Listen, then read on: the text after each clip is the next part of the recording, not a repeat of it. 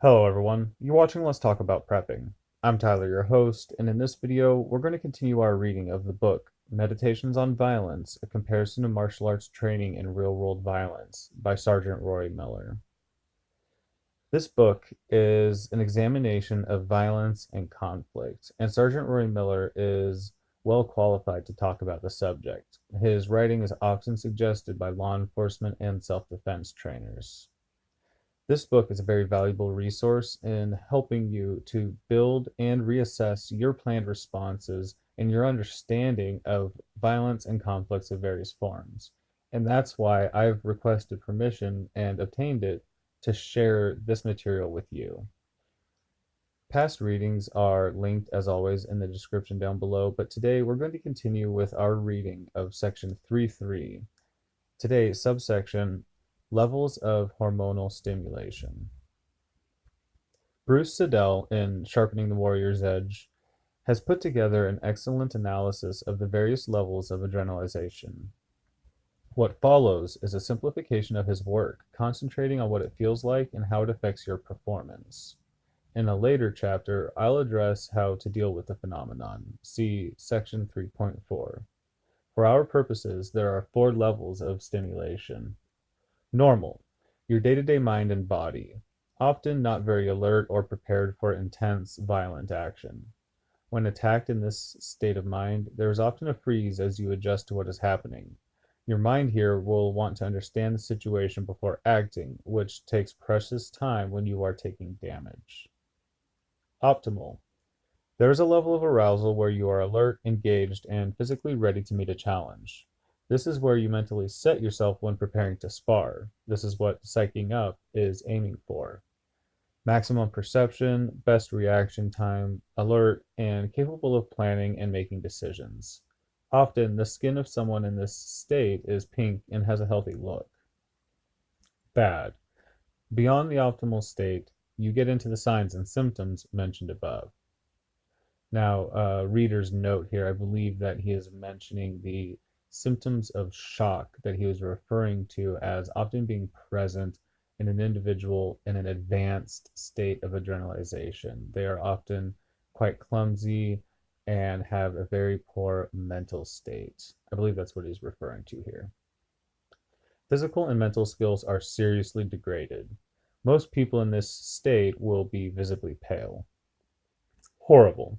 An absolute state of physical and often mental freezing, sometimes associated with loss of bladder and bowel control. Evolutionarily, this adrenalization response is a good thing. Everything listed under the bad and horrible categories are advantages when faced with a carnivorous predator. No amount of technique, fine and complex motor skills will drive a lion off, but a flailing, gross motor activity, or GMA, focused, tunnel vision, repetitive, behavioral loop, attack, might. Vasoconstriction in the extremities decreases the amount of bleeding from bites to the arms, legs, and head. Desensitization to pain is a godsend when you are being eaten. Lastly, at the highest levels of arousal, a complete freeze, especially with bowel evacuation, is one of the few things that might convince a lion or bear that you are dead. If the predator is not hungry, it may save you for later and you may live. This response is the bane of self-defense instructors. The annoying truth is that untrained people fight better under the chemical cocktail and trained people fight worse. An untrained person in deep fear will respond to a human attack like the attack of a carnivorous animal. At the bad level, they will flail, but if flailing is all they know how to do, they have no skill to lose. The focus and repetition and the ability to ignore pain can make them more efficient and dedicated fighters. Many of the mental and memory distortions, even the intrusive thoughts, may serve to keep the conscious mind from interfering. The body has a genetically programmed plan that has worked better than any alternatives for many millennia of lethal predatory assaults. It does not want the untested brain to interfere. The trained person approaches combat in a completely different way.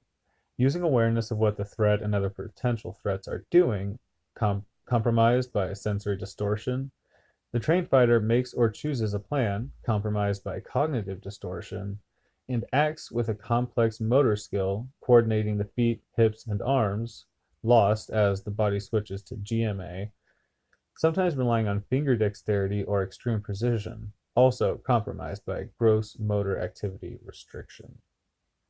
The trained fighter loses more, largely because he has more to lose, but also because he uses techniques designed and trained for the optimal level of arousal. When the physiology is kicked into the higher, more animalistic ranges, the trained fighter is often unprepared.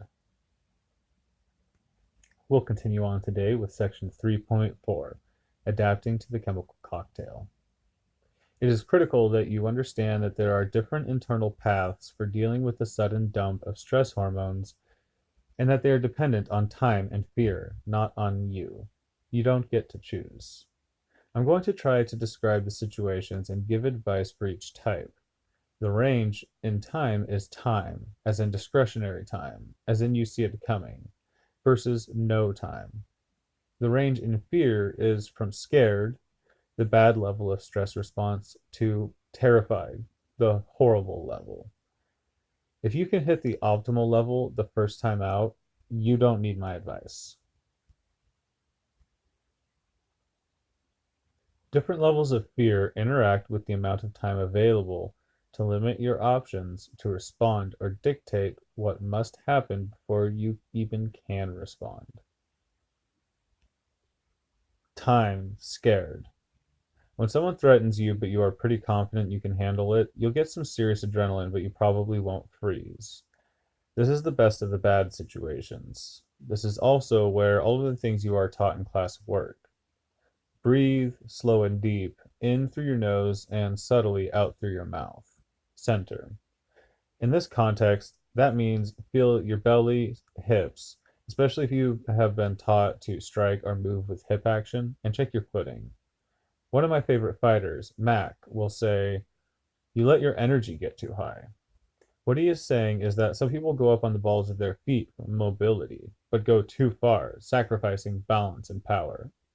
Clear the spine. Shift your hips, shoulders, and head a little to stretch by twisting. Keep your hands close, preferably touching something or lightly moving. I put one under the opposite elbow, splinting my ribs, and the other usually stroking my jaw. It keeps you from visibly shaking, and neither you nor the threat needs to see you shake.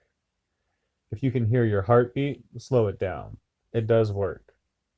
Personally, I have the breathing thing down to a single, here we go again, sigh.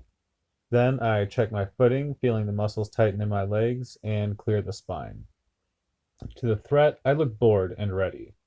I have never had an experienced fighter who saw me clear the spine keep the challenge up. Time by Terrified, long term. I've never experienced this. Bedwetting terror, but with time, before the threat becomes tangible. When this happens, it usually takes a long-term program of terrorizing the victim. Subconsciously, operant conditioning principles have been used to convince the victim that resistance equals pain. You'll see this in victims of serious abuse, people whose parents have turned them into complete victims. You'll also see it in old films of the death camps. Maybe it's not so rare after all. It can turn into a kind of hopeless resignation just because the human body can't keep up the fear for very long. For many of these victims, it will not occur to them to act. If it does, it can occur at a crisis point or an objectively safe time. Be aware that there is no subjective safe time. Someone who has been in this situation may feel that everything is a trap and every movement or even thought is watched. A crisis point is a moment of damage or imminent damage. It becomes a no time by Terrified. There is discretionary time built into this scenario, time to plan and gather resources and act. The victim must act. She or he has to get out of the situation and out of the cycle, or it will continue to escalate. This is less about controlling the chemical cocktail than it is about choosing those times when it is abated.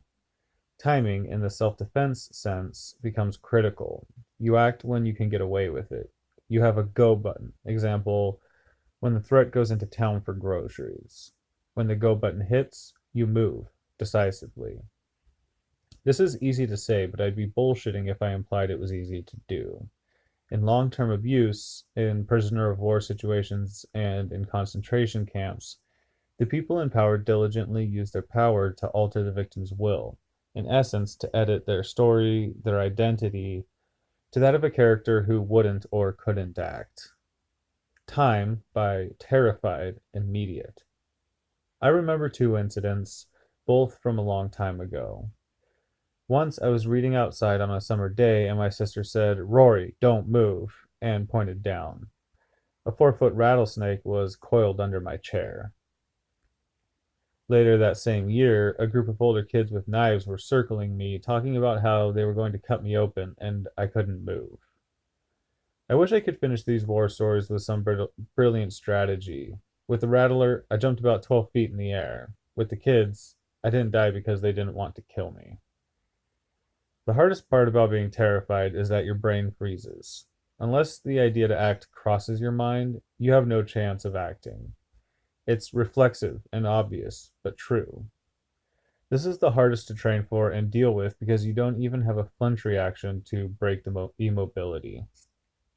In order to train, you will need someone you can trust to be ruthless and unpredictable. The key is to trigger this state so that you can recognize it. If you use only one method to trigger the state, you will start to adapt to the training method, not to the state. Following are some drills that will trigger a panic reaction in some people. If you have not already trained to inure yourself to face contact, start at the upper end of the spectrum. Give your ruthless partner permission to slap you when you aren't expecting it. If you do not practice contact training, have your partner hit you with a good headshot during sparring. Though I can't recommend hard head contact as a long-term training method, microconcussions are a bitch, the feeling after a good headshot with a roaring ears and dreamlike feeling is very much like being frozen.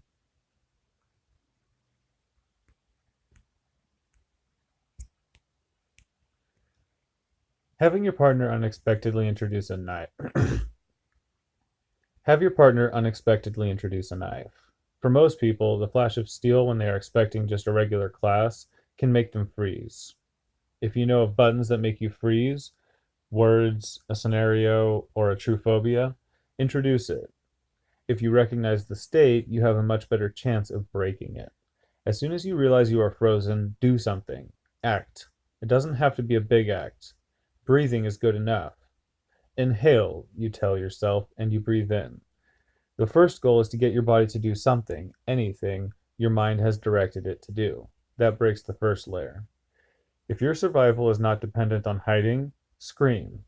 A good lung-cleansing scream really helps focus. Then plan and act.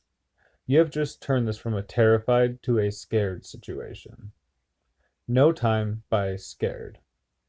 In no-time situations, you are taking damage before you are even consciously aware of the attack.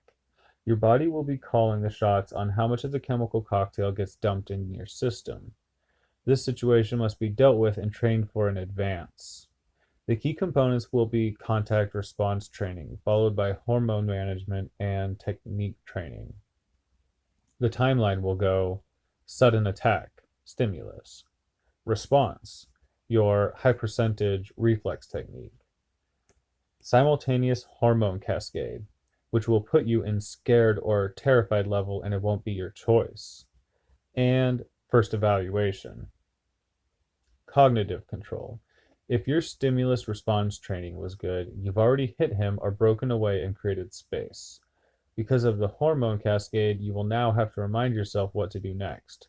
Right, I'm supposed to hit him again. Hit him again.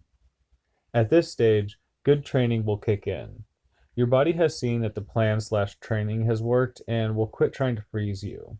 It is imperative that the training work and that you not be given unrealistic expectations. If you have been taught that a threat will go down to a thigh kick and he doesn't, the difference between what is happening and what is expected may cause a second freeze. Only steps 4 and 5 of this protocol are decided in the event. The contact response, ability to actually fight, and expectations of what the fight will be like are established in training long before the incident. No Time by Terrified. The dynamics of this situation are similar, except you're frozen. There is little good advice I can give you except that you must recognize the frozen state and force yourself to act, as described above. The difference is that you will be taking damage the whole time. The longer it takes for you to unfreeze, the less likely you will be physically able to respond properly. Training and experience. Experience is no substitute for training. Training is no substitute for experience. The one huge advantage in dealing with a true ambush, a real no-time situation, is that I have done it before. I remember that the damage was cosmetic and that there was blood dripping down my face, but I was thinking, I've been injured worse than this in class. I've been hurt worse by my friends. My wife hits harder than you. Not that my wife abuses me. She's a karateka, and we spar. Experience is funny. We think that the more experience we have, the more confident we will be in the future. For most things, that's true. In violence, for me, experience has given me a deeper understanding of the stakes I fight for and a profound respect for the role that luck plays. I am far less confident than I was in my 20s, yet far more competent. There is a comfortable illusion that with enough repetitions, drills, or scenarios, real life will be just like training. Real life is the only thing that is just like real life. Training is also important. What would be the point of breaking through the freeze, regaining conscious control of the moment, and taking the initiative if you don't know what to do? As if breaking the freeze wasn't trouble enough, there's more. No matter how hard you have trained, how much you have studied, or how closely you have matched your training environment to the realities that you face, your body and primitive mind know that you have only been faking. Training and planning are blueprints, nothing more. They are plans. They are stories that you tell yourself.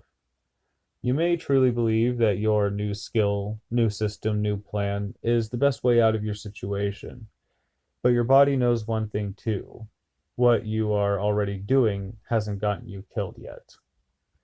In the moment, like breaking the freeze, you must force yourself to act.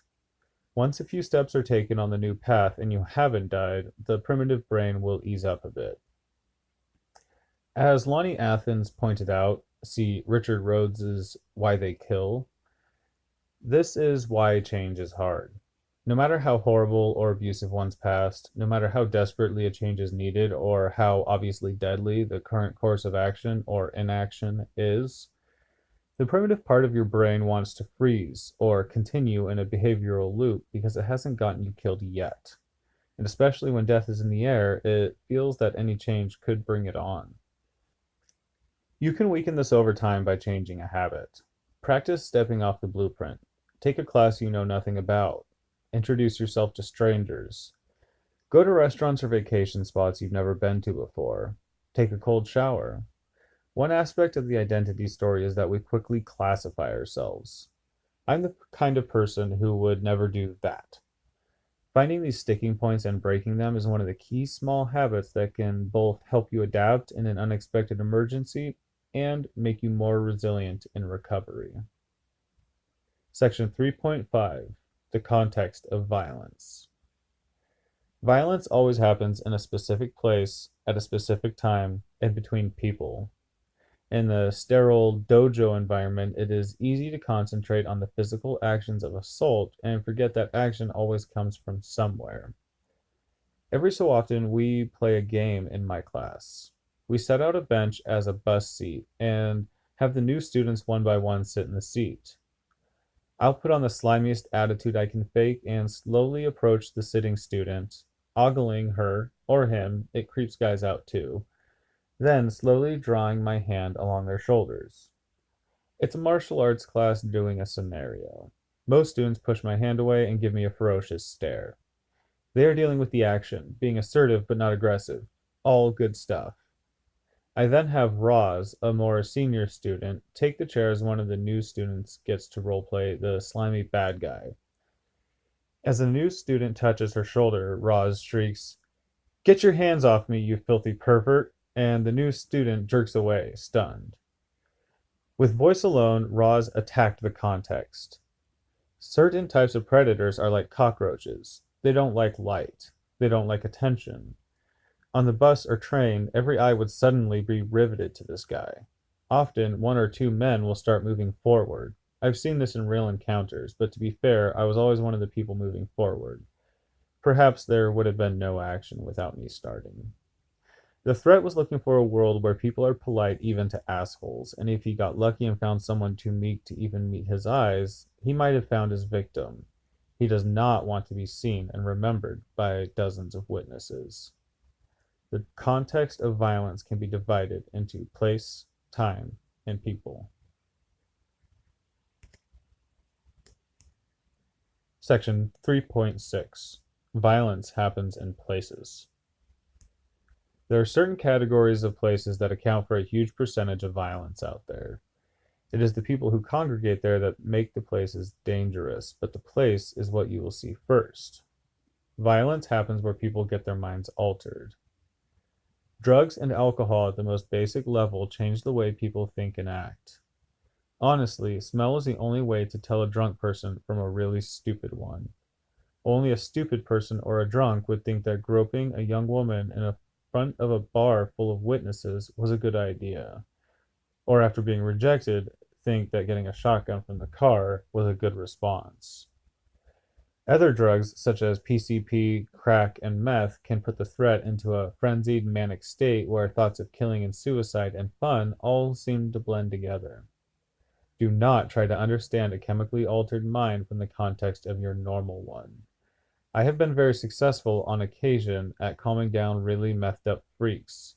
I've also had them explode into violence, decide I was a higher order being in their tribal religion, try to drive their own head into a brick wall at full speed, and explain that they were all scratched up because they figured that if they stripped naked and ran through a blackberry patch, it would cure their addiction. It didn't work, in case you were wondering.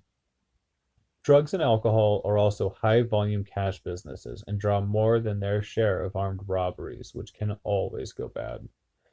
Areas of cities with high drug crime will also have high violent crime as groups and individuals fight for market share in a business where there is no recourse to contract lawyers or police. Violence happens where young men gather in groups. Lots of violence, minor and major, is based on the monkey dance or group monkey dance models. The monkey dance is primarily a young male phenomenon, as older men have usually established their status.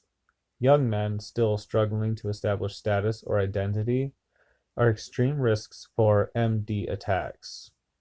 A reputation for violence is very valuable in establishing status with this group. It does not need to be real ability, just a reputation. Some seek to gain that reputation in the safest way possible. This is the bully dynamic, gaining a reputation while exclusively targeting safe victims. If you wander into this environment as an unknown quantity with no reputation, you will be examined, and if deemed safe, a low-status group member may try to challenge or provoke you. It will likely happen in full view of the group, partially because the threat wants witnesses to his dominance play, but also because the threat will feel safer with friends near at hand. The group monkey dance is another situation, and the group can be male, female, or mixed. The trigger for the assault may have nothing to do with you. The group could just move down the street, throwing bottles and mauling anyone who doesn't run. Or it could have everything to do with a perceived insult to the group or a higher-ranked member.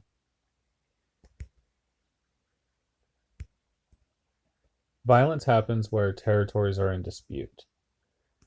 Lots of gang violence, lots of military violence, let's just call it social violence, happens in places where two or more groups are trying to run things. Even a gang with undisputed control of an area is vying with the good citizens and the cops, resulting in a combat mentality which can turn to violence quickly.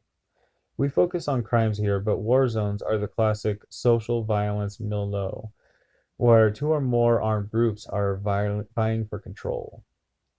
They produce similar kinds of violence for similar reasons, including collateral damage, killing of non-combatants, and bystanders. Don't think of territory wholly as space. True, people identify with their territory and will fight for their homes, their turf, or their hood. But they are fighting for their identity, not the piece of ground. Violence is so psychologically damaging not because of the physical damage, but because of the attack on self-image, the attack on one's identity. People fight and kill to defend imaginary territory, respect and honor, symbols, membership in a group. They are not fighting to defend their lives, but only to defend the way that they see themselves.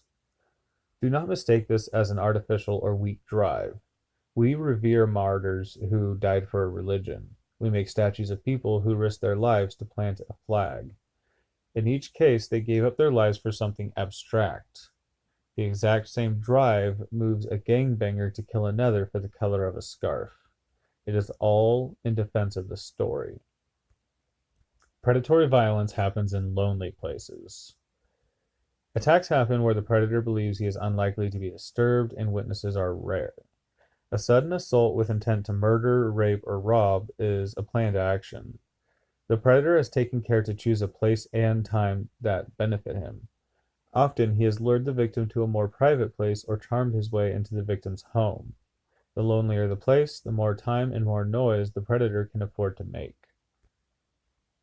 The secondary crime scene.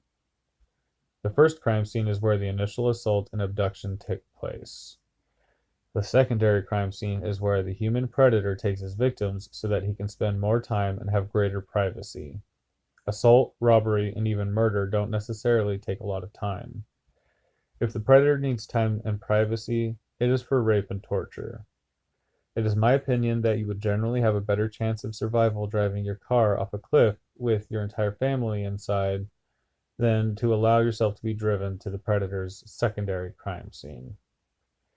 Home invasions are crimes where a criminal or criminals deliberately choose a house they know to be occupied and enter in force to rob, rape, and/or murder. Home invasion crimes have many of the elements of a secondary crime scene. Your home is private and secure, exactly what a predatory criminal may want. In addition, threats against family members can be used as leverage to force cooperation with the predator. This cooperation will not be to the victim's benefit. If someone holds a gun to your child's head and orders you to go to the garage and get duct tape and a hammer, you have two choices. One, if you run from the garage and call the police from the neighbors, the invader will have to choose whether to stay or run. He may kill your child or decide not to risk the murder charge. Two, if you cooperate in return with the duct tape and hammer, what is he going to do with them? Whatever it is, he will do it to your child and make you watch, and then he will do it to you. For analysis and tactical advice on some of the most savage crimes, I recommend Sanford Strong's Strong on Defense. Fishing for victims is different. Whereas predatory assaults happen in lonely places, fishing for victims can happen in crowds. The predator is looking for an easy mark. There are a handful of victim personalities, and the predator hunts for them. Using eye contact, body language, and proximity, the predator sees who will back down without eye contact, who will pretend an inappropriate touch didn't happen, who will try to curry favor with those they see as strong. It is especially appealing for predators to work areas where drugs and alcohol are common. Alcohol makes you stupid. For some people, that means that violence is more likely. For others, the impaired judgment means that they are much easier victims. Think how many severely drunk women have been victimized on college campuses. Someone is going to read this and think, I have a right to go anywhere I want. Just because something is dangerous doesn't take away my rights. Let's get this over with now. Defending yourself is not and never has been about rights. Rights are those things that the civilized members of society agree everyone deserves. When you hit the ground and taste blood in your mouth, when a steel-toed boot slams your head into a curb, when a knife slips under the waistband of your skirt and a hand is wrapped around your throat, the civilized agreement on how people should be treated is not an issue. On one level, self-defense is about not getting damaged. On another level, it's about not waking up sweating and screaming. Being able to have a trusting, intimate relationship. Not feeling your palms sweat whenever you see an open closet. Even if you win, even if you come through completely unscathed, you can still suffer, sometimes for years. T. Rose writes, self-defense is not having your lifestyle changed for you. It's better to avoid than to run. Better to run than to de-escalate. Better to de-escalate than to fight. Better to fight than to die. The very essence of self-defense is a thin list of things that might get you out alive when you are already screwed. Well, I think that that's a good place to end for today. I hope that that's been interesting for you guys. If you would like any more, do check out the links to the rest of the readings in the description box down below. Thank you all. I hope that it's been valuable, and I hope you're all doing well out there. Everybody stay safe.